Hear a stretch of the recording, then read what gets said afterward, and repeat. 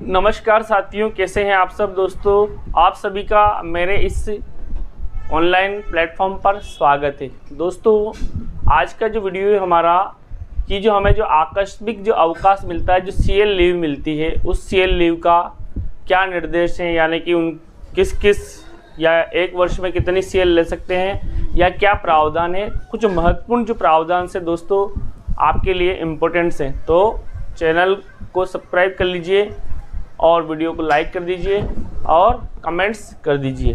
तो दोस्तों, आकस्मिक अवकाश संबंधित महत्वपूर्ण जो निर्देश हैं उससे संबंधित हमारा आज का वीडियो है। दोस्तों, कैजुअल लीव क्या है? तो कैजुअल लीव्स एक कर्मचारी को, राजकीय कर्मचारी को एक अचानक अगर उसको कोई कार्य आ जाता है या अचानक कोई काम आ जाता है तो उस समय कैजुअल लीव या आकस्मिक अवकाश ली जा सकती है। दोस्तों, कैजुअल लीव जो है अचानक या आकस्मिक कार्य आने की समय ही लेना चाहिए। अगला है दोस्तों, आरएसआर सेवा नियम में क्या कैजुअल लीव का प्रावधान है? तो दोस्तों, आरएसआर सेवा नियम में आकस्मिक अवकाश से संबंधित ऐसा कहीं भी उल्लेख नहीं है। अन्य जो अवकाश है जैसे पीएल है, मेडिकल अवकाश है या एजुकेशनल संबंधित जो अवकाश है या अन्य जो हैं उनका उल्लेख है। अब दोस्तों, सीएल अवकाश किस श्रेणी में नहीं आता है, क्योंकि इस समय जो कर्मचारी जो होता है वो एक अपने कर्तव्य पद पर रहता है, यानी कि उस समय भी वेतन आहरित करता है। क्योंकि दोस्तों, ये इमरजेंसी की कंडीशन में ही लेते हैं और उस समय सीएल लेने के दौरान हमें हमारी सूचना देनी पड़ती है कि हम हमारे हेड क्वार्टर पे हैं या हेड क्वार्टर पे नहीं है, या हमारा एड्रेस क्या है, और रिमार्क में हमें बताना पड़ता है कि किस कारण से हम सीएल ले रहे हैं। तो दोस्तों, ये क्योंकि सीएल का हमें वेतन मिलता है तो इस समय ये एक प्रकार से अवकाश की श्रेणी में नहीं आता है। अब दोस्तों, एक वर्ष यानी कि सत्र के दौरान, तो दोस्तों जो एक वर्ष सत्र के दौरान कितनी सीएल मिलती है? तो एक वर्ष में एक कार्मिक को 15 सीएल का प्रावधान है, यानी कि 15 आकस्मिक अवकाश ले सकता है। अगला है दोस्तों, सीएल की गणना, यानी कि ये 15 जो सीएल है किस तिथि से किस तिथि तक मिलती है? तो दोस्तों, ये 15 जो सीएल हैं ये मिलती है 1 जुलाई से 30 जून के मध्य, यानी कि 1 जुलाई से 30 जून के मध्य 15 सीएल ले सकते हैं, ऐसा इसमें प्रावधान है। अगला है, एक बार में अधिकतम कितनी सीएल ले सकते हैं? ये भी बहुत महत्वपूर्ण प्रश्न है। तो एक बार में कोई भी कार्मिक अधिकतम 10 दिन की सीएल ले सकता है, यानी कि 10 सीएल ले सकता है। एक और बात दोस्तों, क्या सीएल को आधी ले सकते हैं? तो बिल्कुल, सीएल जो है हाफ डे की ली जा सकती है। आप पूर्वाह्न में ले सकते हैं या मध्याह्न पश्चात भी ले सकते हैं, यानी कि आधे दिन की भी सीएल ले सकते हैं, ये भी प्रावधान है। तो दोस्तों, एक दिन में अधिकतम 10 सीएल ली जा सकती है, और अगर हाफ डे में हमारे कोई काम आ जाता है तो हम हाफ डे के बाद की सीएल डाल सकते हैं। अगर हाफ डे से पहले है अगर कोई काम आ जाता है आकस्मिक, तो हम पहले की भी सीएल डाल सकते हैं। आकस्मिक अवकाश को क्या अन्य अवकाश के साथ लिया जा सकता है क्या? तो इसका आंसर है नहीं। आकस्मिक अवकाश को अन्य अवकाश के साथ नहीं लिया जा सकता, यानी कि आप मेडिकल ले रहे हो तो मेडिकल के बाद जस्ट आप सीएल डाल दो, ऐसा नहीं है दोस्तों। आकस्मिक अवकाश को अन्य अवकाश के साथ नहीं लिया जाता, यानी कि अगर आप सीएल पर हो तो आप पहले ड्यूटी ज्वाइन कीजिए, उसके बाद आप अन्य अवकाश ले सकते हैं। या आपने अन्य अवकाश ले रखा है और आप सीएल लेना चाहते हो तो पहले आपको ड्यूटी ज्वाइन करनी पड़ेगी।